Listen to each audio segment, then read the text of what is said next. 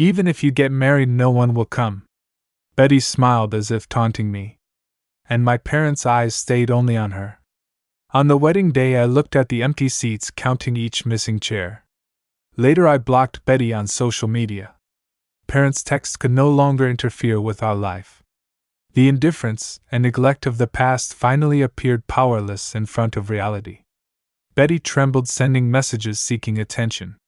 Parents bowed their heads in silence, realizing the cost of their years of favoritism. And we just smiled watching it all. I still remember on the wedding day. Betty's family rushed from Colorado, laughter filling the hall. And my Uncle Greg hurried in and out, claiming he had to take the dog to treatment. I turned to the empty seats, my eyes betraying my disappointment. Mother posted Betty's party photos on social media, completely ignoring me. Betty held gifts, pretending to smile. I felt like part of the background. Helen quietly leaned over, whispering, "They will regret it." I did not respond, focusing back on the stage. The DJ played our song, the dance floor filled with her family's laughter. I stood aside, counting the empty chairs, recalling 32 years of neglect. Receiving 51 missed calls from my father, I finally put down the phone. Helen smiled, handing me a piece of cake. I tasted it, bitter with sweetness. I decided no longer to chase their attention, focusing on the people in front of me. The wedding ended, Helen and I danced alone, the lights dim but warm. The next day, sorting gifts, Cal sent the first message asking about the baby. I rolled my eyes, put the phone down, ignoring it. Mother's voice messages and father's texts I did not open. For the first time, I gave myself permission to block these voices. Helen and I sorted the leftover wedding items, laughter echoing in the room. A few days later, Betty sent polite yet mocking texts. I did not respond. Grandma Jean sent a congratulatory letter with $5,000 check supporting our future. Helen and I cried and laughed, deciding to go on a honeymoon far away. Betty invited us to a newborn party. I gently declined. After marriage, I reflected on my upbringing, realizing the family had always ignored me. Birthday forced to let Betty open gifts, graduation photos mocked. I had always silently endured. Empty seats on the wedding day were a microcosm of years of neglect. I chose Helen and those who truly supported me, not my parents' false attention. A few days later, I received social media notifications of family updates. Betty posted baby photos with our wedding photos, deliberately minimizing my presence. Helen rolled her eyes, saying, "Do you want to deal with it?" I calmly replied, "Let them direct and perform themselves." Betty sent messages again, questioning why I was angry. I still did not respond. I opened Grandma's cards, smiling. She understood me. We packed under the sunlight, preparing for a distant honeymoon. Helen leaned on my shoulder, whispering only we were home that day. I held her hand, feeling real happiness. Wedding leftovers and family indifference could no longer affect me.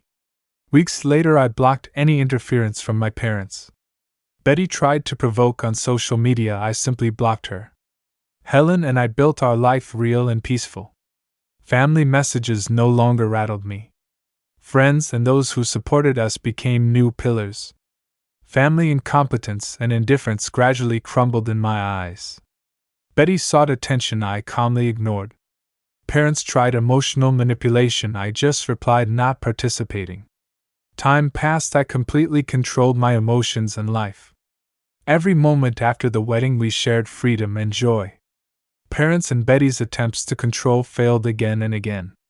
We sorted wedding leftovers, each item carrying choice. I treated their social media actions as a joke without disturbance. Helen smiled, handing me coffee. I lightly touched the cup. We celebrated our world. Betty complained again. I blocked her, deciding no longer to care. Parents sent congratulatory messages. I silently did not read, choosing my own happiness. Each message like a small provocation. I no longer responded. I learned to put myself first, refusing meaningless harm. Empty seats at the wedding became witnesses of my growth. Helen and I laughed, deciding our future would focus only on people who bring warmth. Betty tried to gain attention through her child. I just smiled without speaking. Parents sent threatening messages again. I calmly replied, "This does not affect me." Grandma Jean's encouragement became a spiritual pillar. I truly felt understood. After the wedding, we sorted old photos, laughed about past experiences, feeling freedom. Every attempt to interfere was effortlessly diffused. Helen and I shared every small detail, building our little world. Betty sent gifts, I treated them as meaningless noise. Parents' accusations carried no weight in my heart. I gradually realized real family is chosen, not blood-bound. We packed wedding gifts, hearts full of peace and satisfaction. Betty's social media provocations could not affect our life. Parents tried emotional control again, I calmly ignored. We arranged our honeymoon far from the false family drama. Empty seats and years of neglect became my motivation. We enjoyed the sun and peace of our honeymoon, needing no external approval. Betty tried online attacks, I did not respond. Parents' accusations and complaints could no longer disturb my life. I learned to stay calm in crucial moments, taking control. Every provocation only strengthened my choice of happiness. After the wedding, Helen and I life stabilized, full of autonomy. Betty and parents' interference completely failed, they began to tremble powerless. We sorted gifts at home, laughter filled the room, every small thing real. Past humiliation placed behind us became witnesses of growth. Helen leaned beside me, whispering, "We are the most important." I held her hand, feeling security like never before. Betty sent messages begging attention, I calmly ignored, she trembled powerless. Parents sent threats, I just smiled lightly, controlling the situation. Helen and I marriage became the center of our lives, nothing external could intrude. On social media, Betty and parents could no longer influence me. We arranged honeymoon schedule tightly, away from false family emotions. Grandma Jean's support made me confident, real family is chosen. Betty tried to pressure through the child, I responded lightly. Parents tried to intervene, every time I calmly avoided. Empty seats at the wedding became symbols of my resilience and independence. Every provocation finally neutralized by our calm. Helen smiled, handing me coffee, my heart full of satisfaction.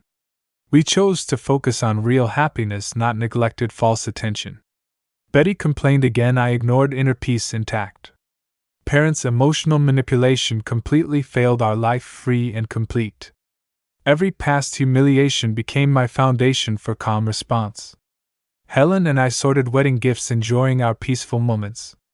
Betty tried to stir family conflict, I calmly responded, she powerless. Parents sent blame again, I only replied lightly, we do not participate.